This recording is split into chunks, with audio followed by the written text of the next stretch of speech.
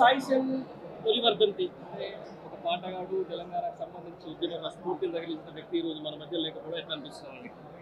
అసలు లేడన్నట్టు మాకు అనిపిస్తలేదు అన్న. ఎందుకంటే సాయి చంద్ 1 ఇయర్ అయిందా అన్నట్టున్నది.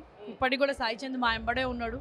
సాయి చంద్ పాట ఉన్నంత వరకు ఈ అంటారు కదా, భూమి ఆకాశం సూర్యుడు చంద్రుడు ఉన్నంత వరకు ఆయన పాటతో సహా మన ఉద్యమంలో, మళ్ళీ దాని తర్వాత కూడా బాపు కేసీఆర్ ఎంబడి ప్రతి మహాసభలలో సాయి చంద్ పాట లేనిది లేకుండే. ఈ రోజు కూడా సాయి చంద్ మా అందరు ఎంబడి ఉన్నాడు అన్నట్టే మేము అనుకుంటున్నాం.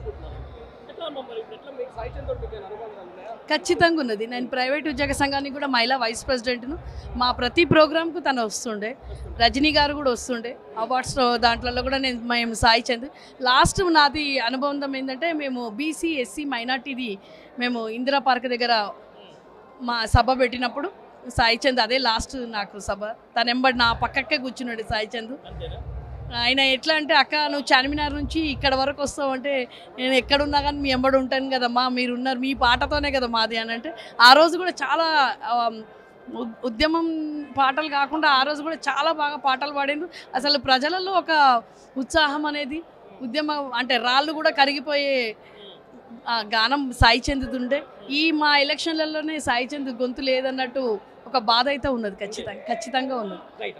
అవును, సాయి చంద్కు ఈరోజు వ్యాధిలో తలుసుకోవడానికి ఫస్ట్ వర్ధంతి సందర్భంగా నేను ఇక్కడికి రావడం జరిగింది. అయితే సాయి చంద్ డిస్టిక్ మా డిస్టిక్ ఒకటే, మహబూబ్ నగర్. సాయి చంద్ స్టార్టింగ్ నుంచి కూడా నాకు తెలుసు, ఫస్ట్ అనుబంధం ఉంది. కాకపోతే ఆనాడు తెలంగాణ ఉద్యమం ఉర్రూతలు ఊగడానికి కారణం సాయి చంద్ పాట. ఈరోజు అందరూ సాయి లేడు లేడు అంటున్నారు, కానీ అందరి మదిలో పాట రూపకంగా సాయి అందరి మదిలో ఉన్నాడు. సాయి చంద్ పాటలు ఏంది అని అంటే, ఇప్పుడు లేని లోటు, సాయి లేని లోటు ఎట్లా పాట రూపకంగా మాత్రమే తెలుస్తుంది, కానీ అందరి మదిలో మాత్రం సాయి చంద్ ఉన్నాడు. అతనికి జోహార్లు.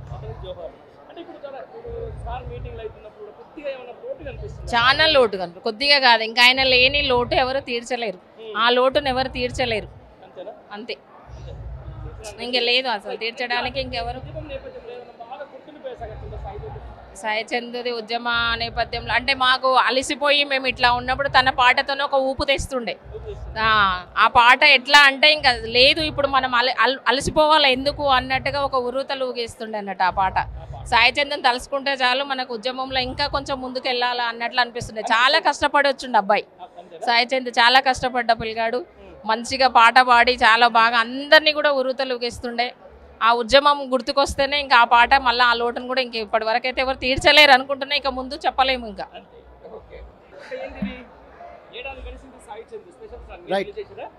అన్న, సాయి చంద్ అన్న మన నుంచి దూరమై 1 ఇయర్ అయింది. ఎన్నో ఆటంకాలు చేసినా, ఎన్నో ఇబ్బందులు పెట్టినా సాయి చంద్ అన్న తన యొక్క ఆశయాలని ఖచ్చితంగా కళాకారులు నెరవేర్చాలని నా యొక్క చిన్న ఉపాయం విన్యాసమన. ఖచ్చితంగా తన సాయి చందన గొంతుకుని ఖచ్చితంగా వినిపిస్తున్నారు సందీపన్న. ఖచ్చితంగా తిరుమలగిరి సందీపన్న ఖచ్చితంగా వాళ్ళ ఆశయాలను నెరవేర్చాలని ఖచ్చితంగా నేను కోరుకుంటున్నాను. సాయి చందన్న ఎలాంటి వ్యక్తికో తెలంగాణ ప్రజలు ఖచ్చితంగా గుర్తించిన విషయం.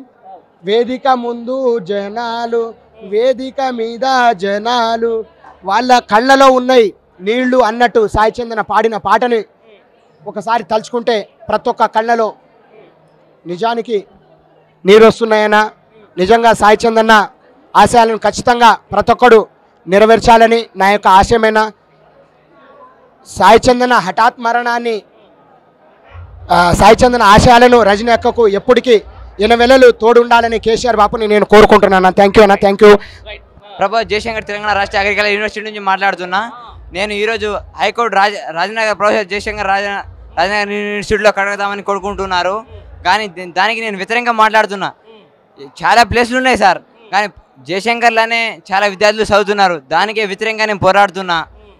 అక్కడనే ప్లేస్ దొరికిందా రేవంత్ రెడ్డికి? పక్కన హైకోర్టు ఆల్రెడీ ఉంది, ఎందుకు ఆడ కట్టాలని కోరుకుంటున్నారు? చదువుకున్న విద్యార్థులను ఎందుకు ఇబ్బంది పెట్టాలనుకుంటున్నారు? ఆల్రెడీ కోరుకున్న విద్యార్థులను, చదువుకున్న విద్యార్థులను ఎందుకు ఆగం చేయాలని అనుకుంటున్నారు అడుగుతున్నాను.